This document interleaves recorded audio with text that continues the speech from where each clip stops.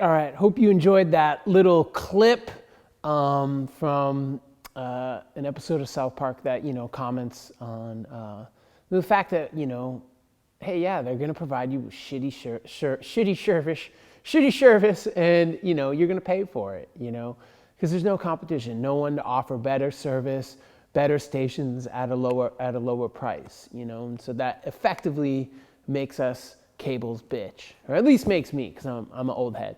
So a little bit about Hulu Plus, which you've been watching South Park episodes on, or should be, or could be, which is basically, as of now, in the United States, one of the main and pretty much the only way to have sort of a la carte access to South Park.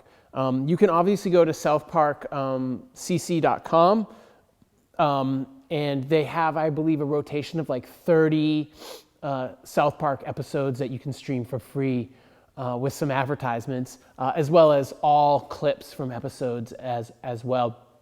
But basically, in July 2014, South Park signed a 3-year exclusive licensing agreement for $80 million with Hulu Plus. Hulu Plus is owned by Disney and Comcast. Comcast with a less role, and I believe Disney's going to be buying them out by 2024. And I believe that Time Warner had been involved, which is why Time Warner now has HBO Max, because Time Warner owns HBO. As you know, there's 5 companies that own like everything that we consume in the media. But anyways, and then this deal was also for another $192 total million through 2019. Not bad for five years. And again, like I said, Matt and Trey get 50% of this. So Comedy Central gets half, and Matt and Trey get half, which is a pretty epic payout for them. In the United States, this is it. Hulu Plus, it's where you can go. Outside of the US, except for in Canada, you can go to the old site and still get the content, except for, I believe, in places where they've censored South Park. So this year, South Park did an episode that critiqued studios catering to the Chinese government, and then the Chinese government banned South Park the next day. We'll get into that episode later.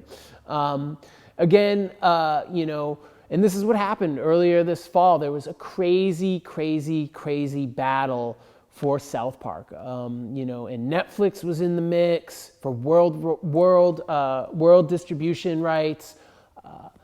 Hulu was trying to hold on to it, which is interesting that Disney is trying to hold on to an animated show like South Park. But Disney just sees dollar signs. They don't care really at the end of the day about what the content is.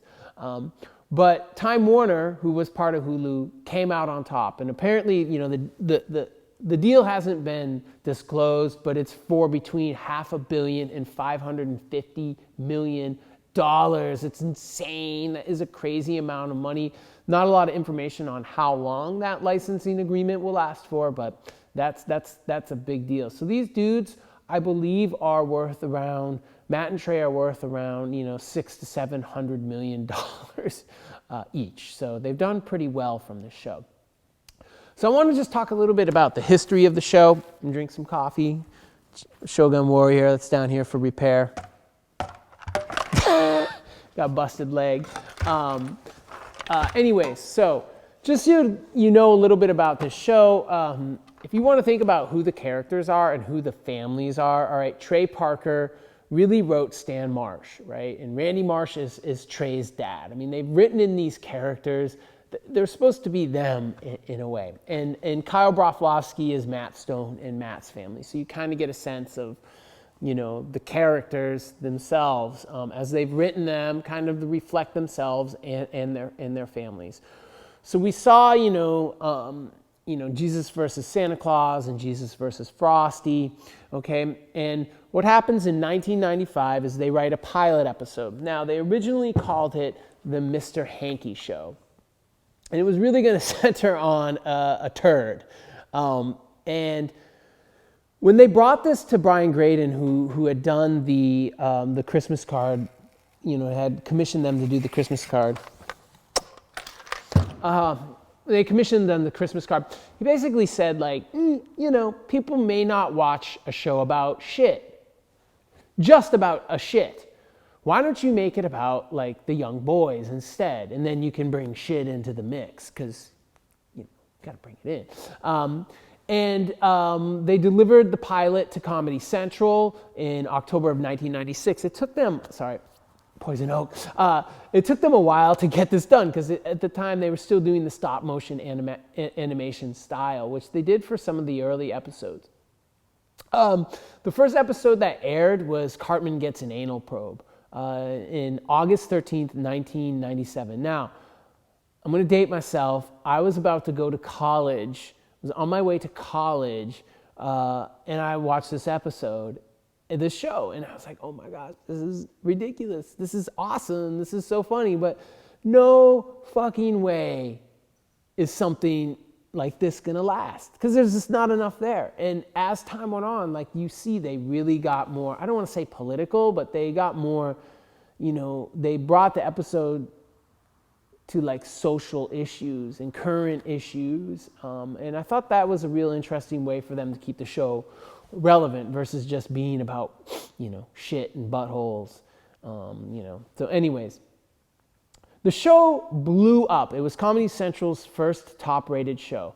It really just did incredibly well, and it took off. And it really, really paved the way for all other shows that would follow, all other content that would follow on Comedy Central, because it provided Comedy Central, which was like, they had some stuff, but not much. Like they didn't have a lot of great high-rated content, but it paved the way, gave Comedy Central a ton of cash that they could then put that cash into other, more riskier products, newer shows, So eventually for things like, the Dave Chappelle Show or other cartoons that it's aired, and it's been hit or miss, but South Park has been a consistent banger for them for 20 some odd years, 23 years now.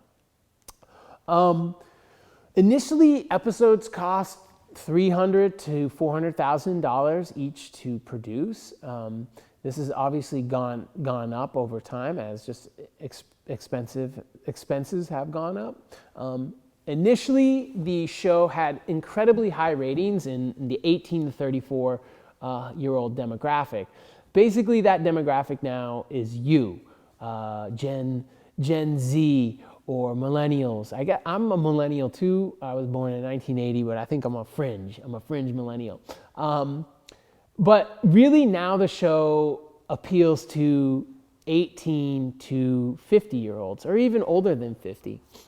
It's really hard to tell. And I kind of actually think that in many ways, like the show maybe doesn't appeal to as many college age students, as many 18-year-olds as it used to. I think it's still a lot of the humor is like, it appeals more to like some of the older heads just because of the perspective that they're writing from. I think y'all are a little bit more PC, where some of the stuff, it doesn't work as largely as it did for people from, my era, my age, and older who are maybe a little less PC or a different type of PC, or a different type of content, seemed harmless to us or whatever. So I think there's a little bit of a different appeal, but they still have very crazy high ratings from 18 to 50 years old. The show is in syndication, so meaning it shows on other TV networks who pays Comedy Central to show it, and it made Comedy Central. I think this is, you can't, undermine the importance of South Park to making Comedy Central such a big network, and like stuff like The Daily Show and all this stuff kind of rode on the coattails of South Park. Okay. I think, like I said, Comedy Central owns it, and Matt and Trey get a percentage of everything: toy sales, residuals from DVD sales, all that stuff. And at South Park Studios, or Parker and Stone Studios, they have anywhere from 60 to 80 people that work there. Typically, what I like to do on this day is get my homie, Greg, who works in animation on South Park, to to join us in class, but that shit ain't happening because we ain't in class. But he talks about a lot of this stuff. And this is the longest running cable network program. Nothing has lasted as long as South Park. And again, every year you think it's going to be over. They say we're fucking done with this. Like, they've made almost like $750 million off the Book of Mormon. Like, crazy dough off of that. And I think, like, you get the sense, like, they're always saying, we're out, we're done, you know, and then they always come back. And man, you know, $500 million from HBO, I'd come back too. Their style, though, and I'll just put a little clip into the video, is really influenced by Terry Gilliam. Terry Gilliam was part of Monty Python, and he did a cutout style of animation. You're probably familiar with what it looked like, but it really influenced all of the early episodes. It was their methodology for making episodes, and they were highly influenced by Monty Python.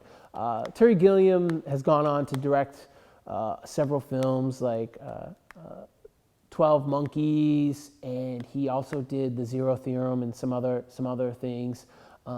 But his style of animation was like really what you know, got South Park you know, popping in terms of like how they made things. And I just want you to know too, if you look at anything that's in blue on the PowerPoint slides, or this like purpley blue color or whatever, those are all hot links. You can click on them. They often go to videos, articles, or anything like that. So you can click on those so you can learn a little bit more. So I think it's time to take a poop break, a smoke break, a Juul break, a nap break, get a shot, you know, go get a sandwich, whatever you got to do, take a walk, whatever. And we'll talk about the intro and chapters 1 and 2 from Blame Canada. And then we'll move on and get out of here. And then we'll have a weekend, and we'll have more stuff to consume next week as we hit up week 2.